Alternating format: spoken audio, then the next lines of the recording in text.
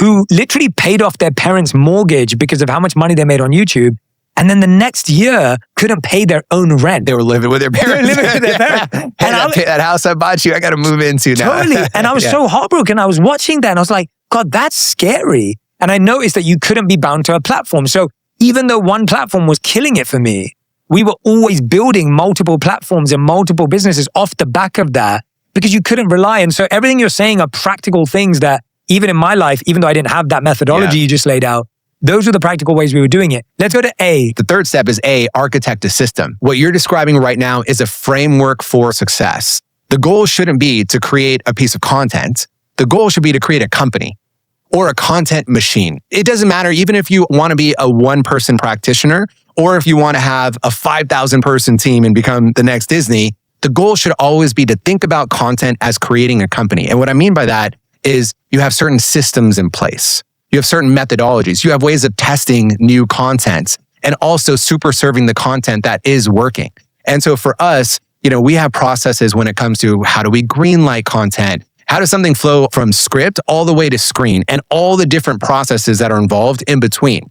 We have a great team that's always leveling up and learning new skills that we've empowered in order to make sure that the content has continuity. Because I know so many people that have gone viral once, and that should never be the goal. Because if you have the company infrastructure underneath and all of these systems and processes that make sure that you can keep putting out new content every single week or new products or whatever your goal is, that's what's going to ultimately lead you to long-term success. There's one more thing you reminded me of that I loved. We did this years ago. We used to do something that I learned called the board test.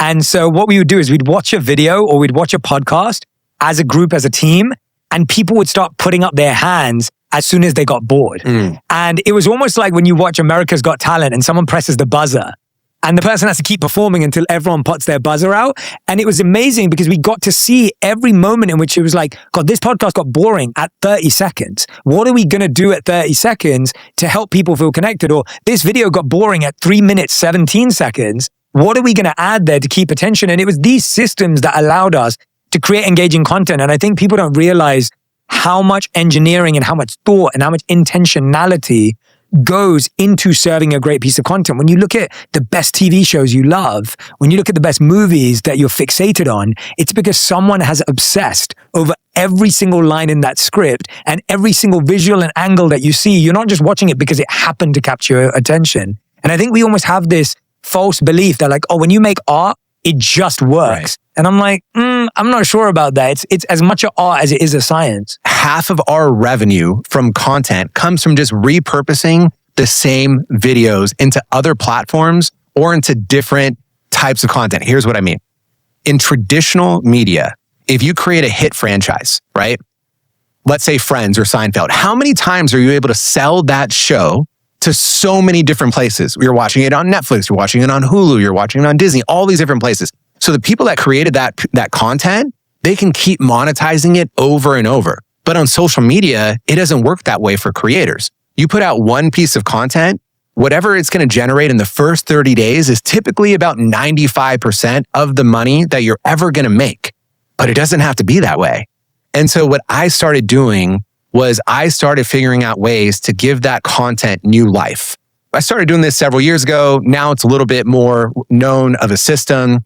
But let's say I create a YouTube video and that video is 21 minutes. I am being served an audience that is watching that video who wants to consume 21-minute videos. These are people that are probably eating dinner and have about 20 minutes to watching in their living room. But there's a whole nother group out there of people that want 2-hour videos. And that's what the algorithm is serving them. And then so what I did was I took my existing videos and I would combine, if they're about 20 minutes each, I would combine 6 of them and I would come up with the theme. Let's say there's a whole theme around kindness. The kindness you put out into the world always comes back to you. That is what I consider packaging. I'll put 6 videos together that have that sort of a lesson. And then I will put that on a standalone channel as a separate video. And now YouTube is going to go and serve a whole different audience that content. So now out of those 6 videos, I'm getting another life out of that content. You do this with the content. A lot of people do this with content. That's a known thing. The other thing that we do is cutting down the content. A lot of people know clipping, of course, now. You take that same piece of content, you find 1-minute versions, you put it on TikTok, you put it on Instagram Reels, you put it on YouTube Shorts. Yeah, great. That might not be generating much revenue, but it's helping you gain a certain level of exposure that ideally is going to lead to long-form views back to your main YouTube channel, your podcast, whatever it is. But we also do something called reversioning, which is taking a 20-minute piece of content and we'll cut it down into, let's say, a 7-minute video. We'll look at the retention graphs of the video. We'll take the most interesting parts. And before we post it, we have a whole system of testing that piece of content. We'll take a 20-minute piece of content, create 20 different versions of it in a 7-minute video, run Facebook ads.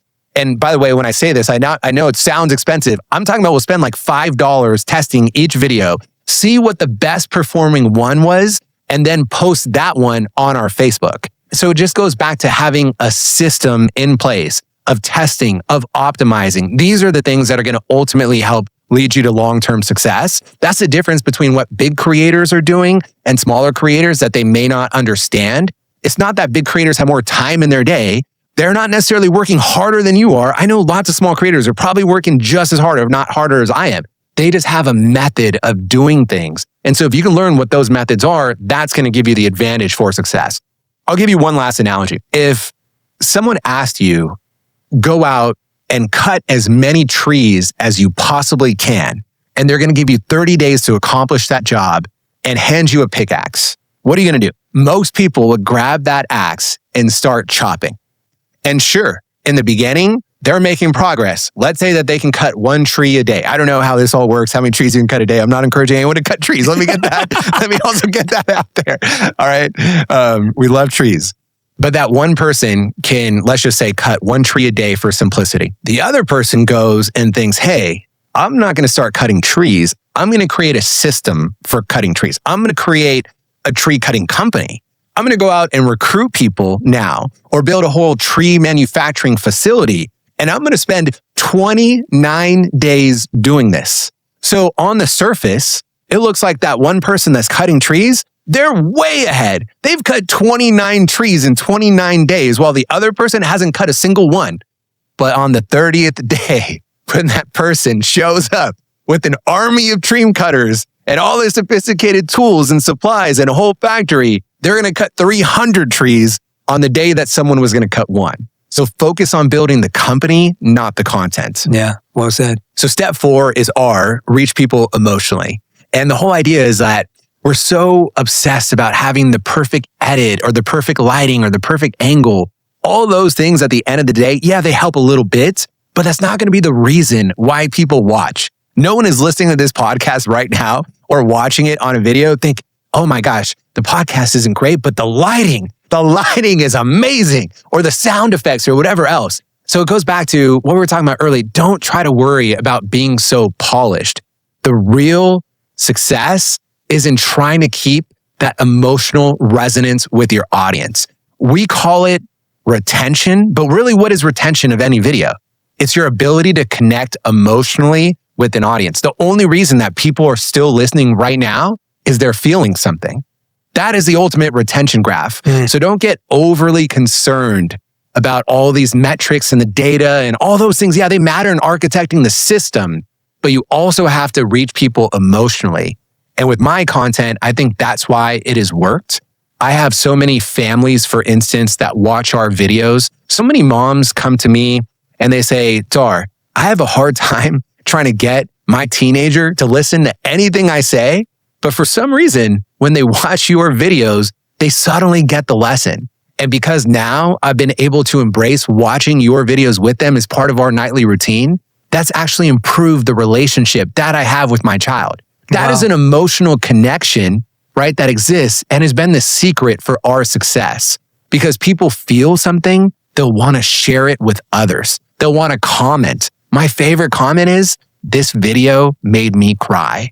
This video improved my relationship with my spouse. This video helped me realize that even if I failed, I can get back up and try again. And I'm sure your comments and your DMs are flooded with those sorts of things. So I would say that's step 4, try to reach the heart. I couldn't agree more. I remember years ago, this is before I mean, this is an old article. There was research done on, I think it was like 7,000 pieces of viral content. And I believe it was in the New York Times, and they found that there were only 5 reasons content went viral. And it was because you made people feel one of these 5 things. It was adventure.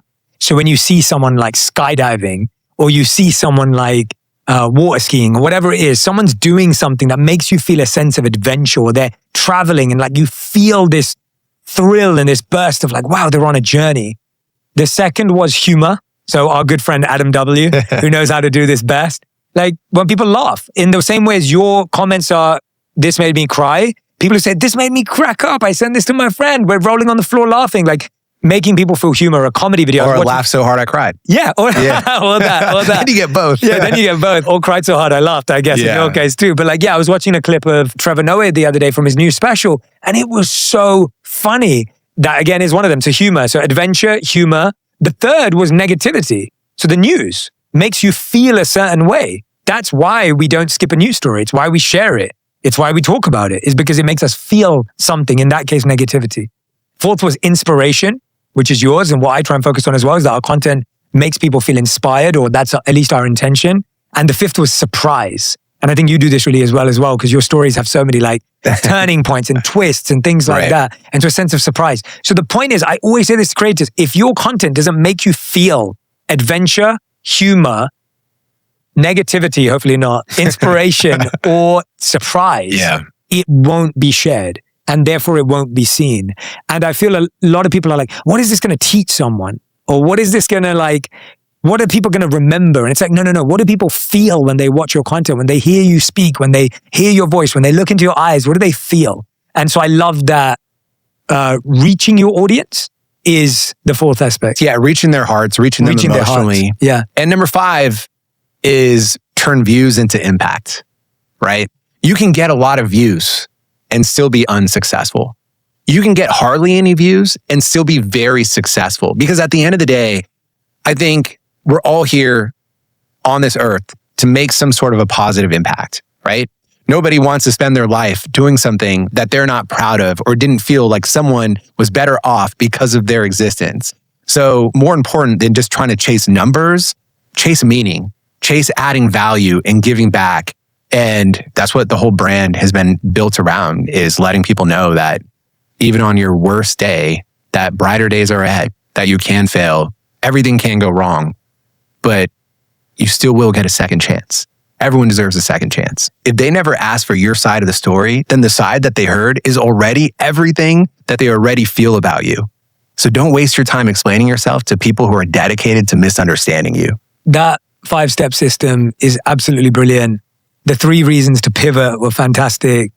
I really feel like if anyone follows that, they actually have the exact blueprint you need to build a successful business, whether it's a YouTube channel, whether it's a product, a podcast, or whatever it may be. And I know how dedicated you've been to your mission. Like it's so clear to me because I know all the ups and downs that come with everything you go through, and the fact that you've held on to that and how important that was to you. So much of that is based on your own story. And I want to kind of go back there for a second. I'm sure it almost brings tears to your eyes to like think about how when a kid messages you or sees you or runs up to you at like Disney, which I've seen videos of this happening, when like you're out at Disney with your kids and other people's kids run up to you and they want pictures with you and they recognize you and they are moved by your videos. I mean, I'm sure that makes you just go, God, I never thought when I was going through all that stuff that this would be happening. I'm so grateful for where I am in my journey, because when I turned 30 years old, I reached the lowest point in my life. And I truly felt that my life was over. I was broke. I was depressed.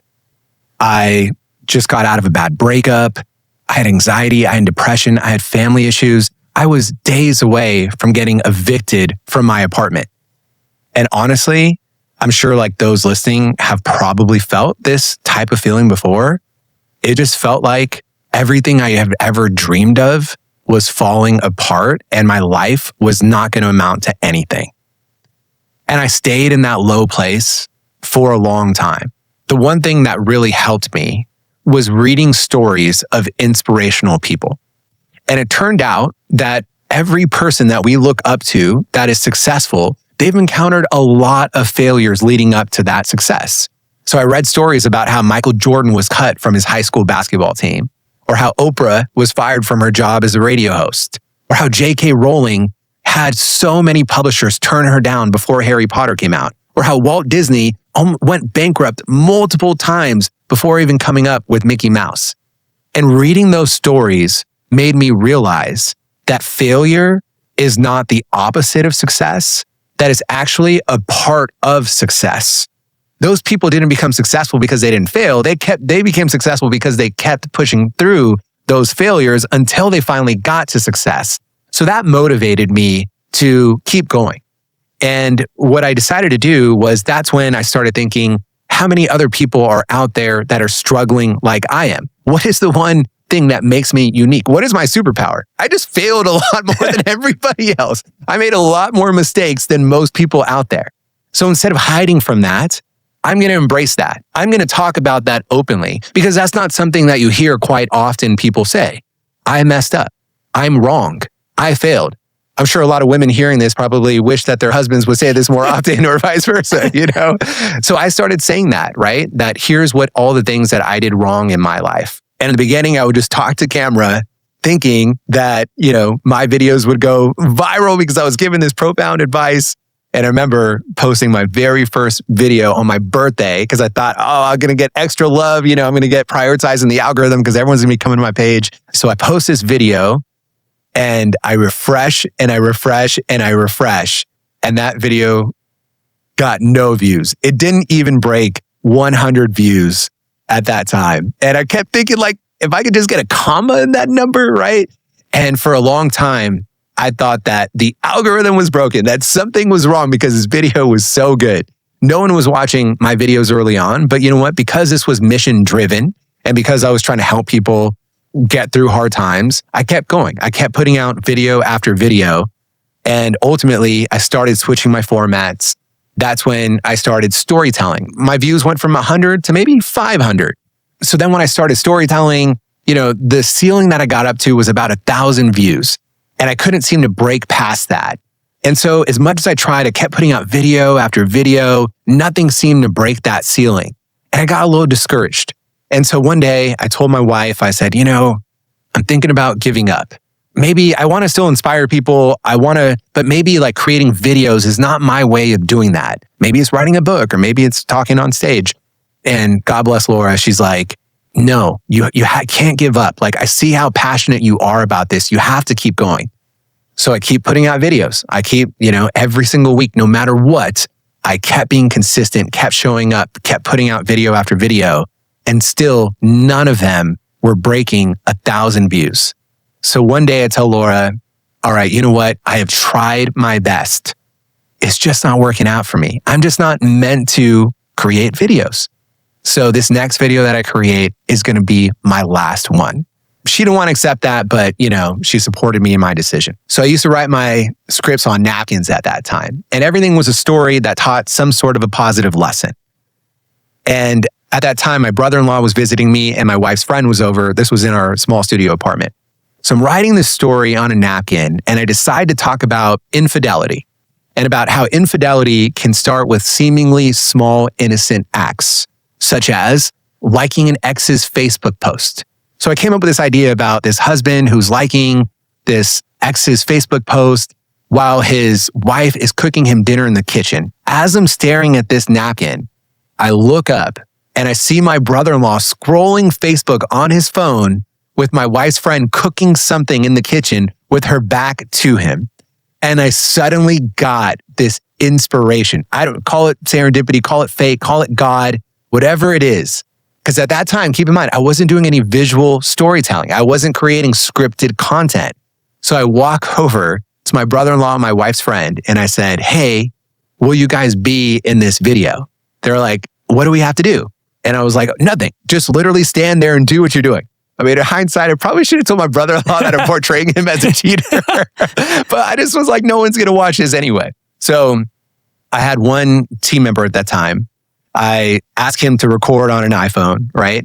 And instead of me telling a story, just talking to camera, I narrate a story while my brother-in-law and my wife's friend are just doing what they're doing. And I'm saying, hey, cheating can start a relatively innocent act, such as liking. I'm narrating this whole story. I shoot the video.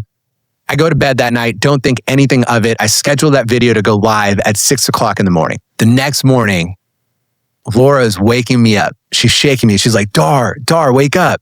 I'm like, well, what's going on? She's like, that video that you posted, it's going viral. And I'm like, yeah, right. I'm still half asleep. I'm like rubbing my eyes, like trying to see it. And sure enough, the last video that I ever planned on posting was the one that went viral. And I say this story because I want people to know that you could always be one opportunity, one phone call, one door, one piece of content away from massive success, from achieving all of your dreams that you've ever wanted. And you'll never know unless you keep going. Because imagine if I had given up one video before, none of this would have ever happened. So going back to your story about how it feels now when people come to me and they say, Dar, I watch your content. The reason that it feels so special to me is because I know that I started putting out content for people to be able to overcome their toughest times in life, to be able to know that if you failed, failure is an event. It is not a person, that you can pick yourself back up and keep going. So it's more so the way that people describe how my videos have affected them, or how my videos have brought them closer to their mom or their spouse or their children, or helped them believe in themselves or feel seen in a way that they've never felt before. That's the greatest gift of all. I couldn't agree with you more. I mean, it's so interesting to me how you are always one win away. Never underestimate God's ability to change your life in an instant. You're much closer than you ever think. And it could happen tomorrow, but you would not know unless you keep going. If you put yourself back there and someone told you this was going to be the journey you're on, I guess you wouldn't even believe it. It didn't even seem possible. I was just so broken. I had failed so much in my life that I honestly felt like my life was over. That I was never going to amount to anything, that none of my dreams were ever going to work out. I had worries that on my tombstone, people were going to say, here is Darman, the biggest failure that has ever existed. Like literally, that is what went through my mind. And so if you could tell me back then that I would be where I am today, like I would just say you're crazy. Like there's absolutely no way. And I think that's what gives me so much gratitude, like for this journey. And that's why every step, every win, I am so appreciative of that, because I remember what it's like to be on the other side of this and feeling like completely hopeless. Talk to me about the importance of having a good partner when you're an aspiring entrepreneur. For me, having the right partner is the biggest decision that you will ever make in your life. And when you're choosing the right partner, don't choose someone that you can have fun with. You should choose someone that you can struggle with.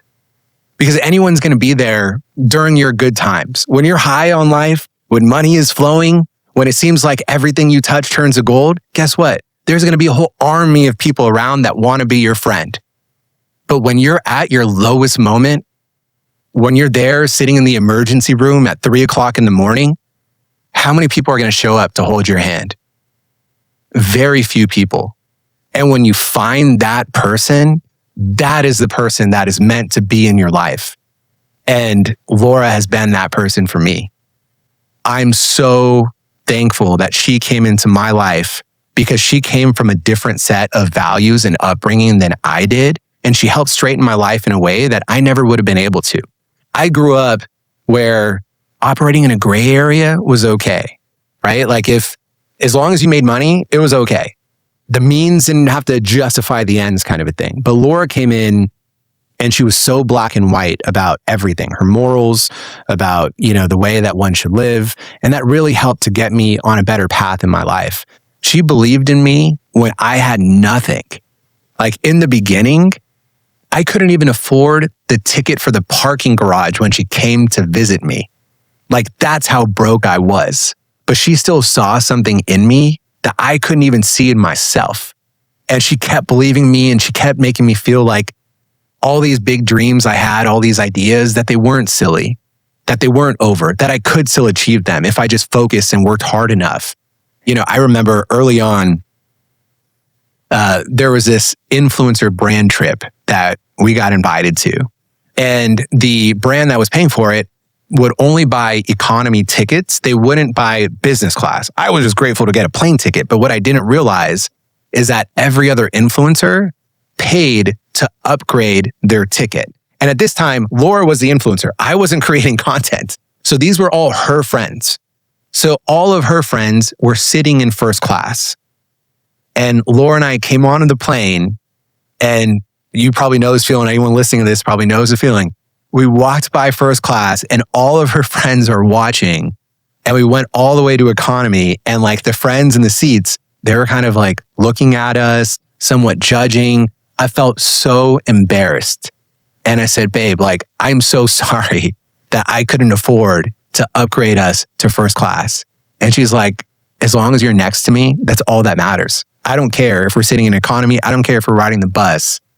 And like at that point where I felt like I was nothing and I was just humiliated and was, sort of laughed at because of that, to have someone that believed in me and stood by me despite that, that meant so much to me.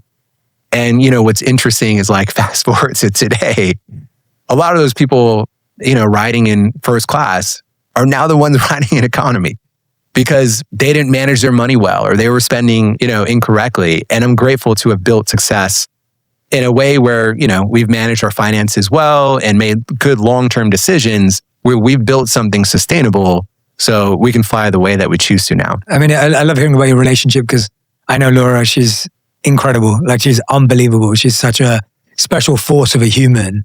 And I know how much she loves you and cares about you. And so hearing about you speak about her in that way is super, super heartwarming.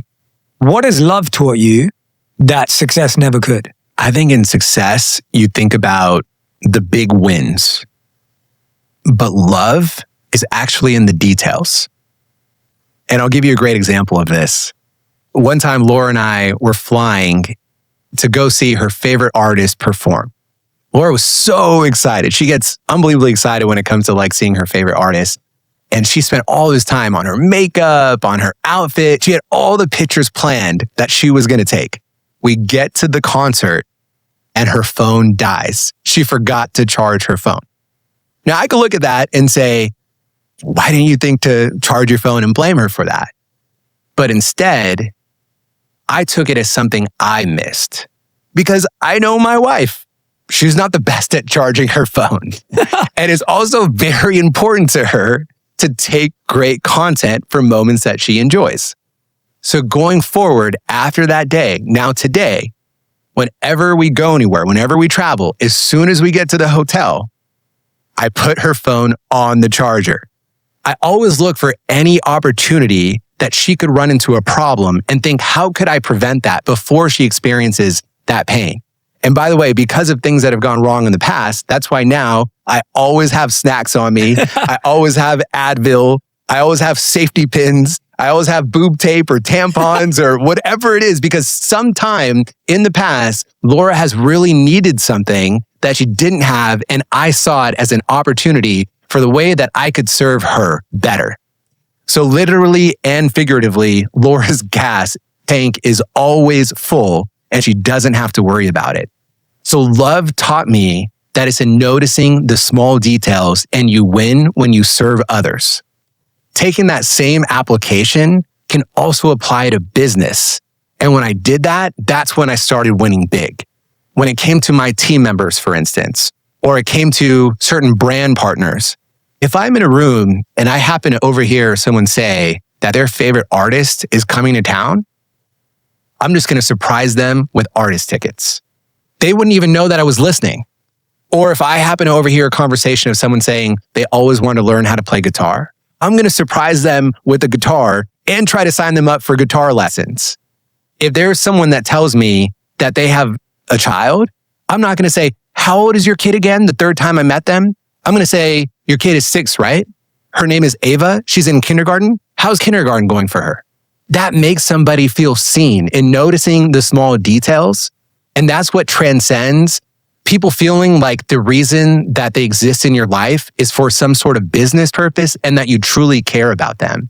So I'd say love has actually taught me quite a bit in how I could actually apply those same lessons to business that has made me more successful. There's so many connections in how we treat one person, into how you treat your company, into how you treat your partner. And it's almost, so much of it is so much more interconnected than we give it credit for. And I think a long time ago, everyone would be like, well, this is how I treat this group of people, and this is how I treat this group of people. And you start to realize that our mind's not that good at segmentation. It's almost just bleeding the energy that you have for one person into the other.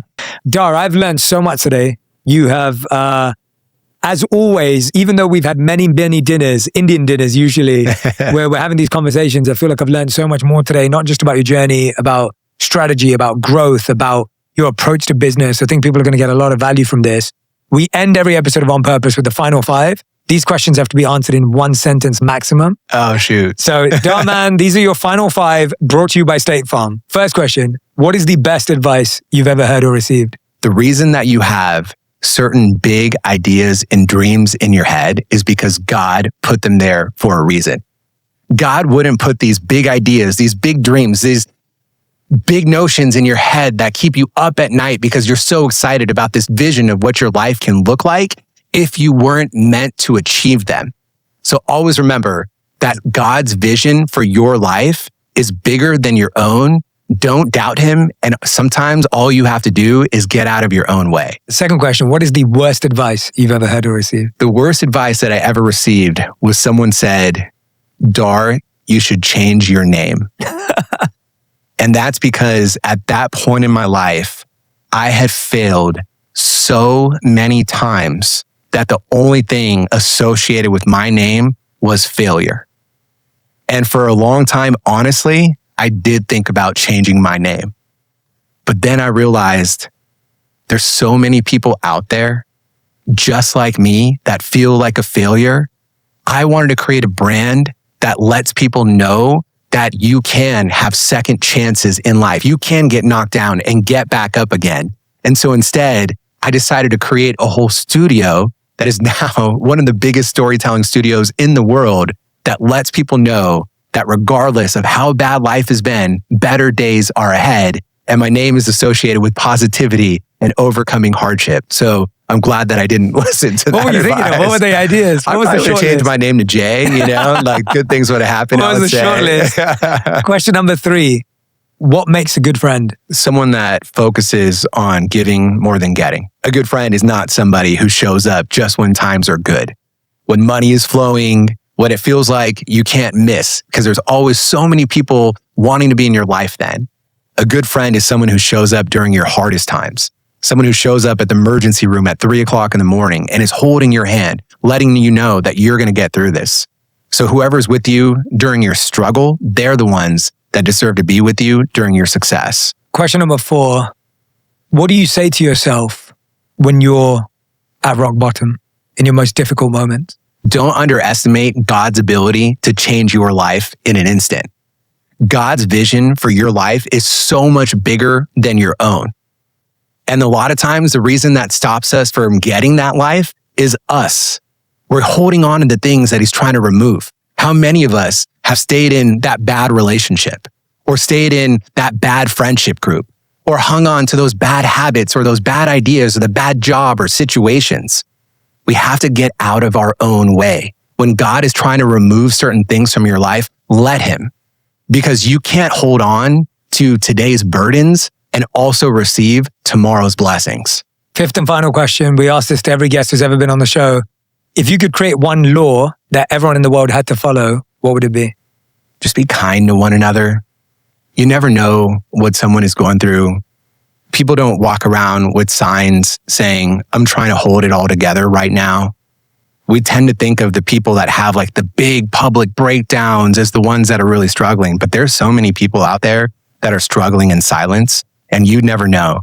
So just be compassionate because you never know what someone is going through. Obviously, I'm so excited about this because you just launched your own podcast, which I know has been in the works for many, many years. Yeah. Tell us about the podcast. It's called What Happens Next. And the reason I came up with that name is every successful person in life, they've all encountered so many failures, so many hardships. But what matters the most? What happens next?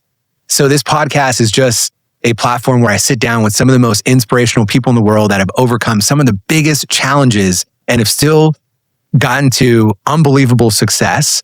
And so for anyone that's looking to get inspiration or advice, I think it'd be a great podcast to listen to. I'm really excited. And I hope that one day that you'll come on the show as well. Absolutely, man. Absolutely. Congrats. I can't wait to tune in, and so excited for people to check out what happens next. Thank you so much. That's awesome, man. Da, I'm so excited to see what you continue to build with your company, your mission, your drive. I am your friend all the way. I'm excited for you. I'm pumped for you. I can't wait to see you keep winning. I'm excited to see the content you're going to create, whether it's film, TV, movies. I know you've got so many incredible plans in the studio you're building, and it's amazing to see what you've created. I can't wait to be able to, can't wait till you start building theme parks. I'm just ready for it, man. So I'll be right there lining up to attend all of it. And I want to thank you for being such an incredible source of inspiration in the world to millions of people across the world, and for being a dear friend. I appreciate you deeply. Thank you, man. Yeah, it's a huge honor. Thank you so much. Thank you, Love you, brother. Thank you, man.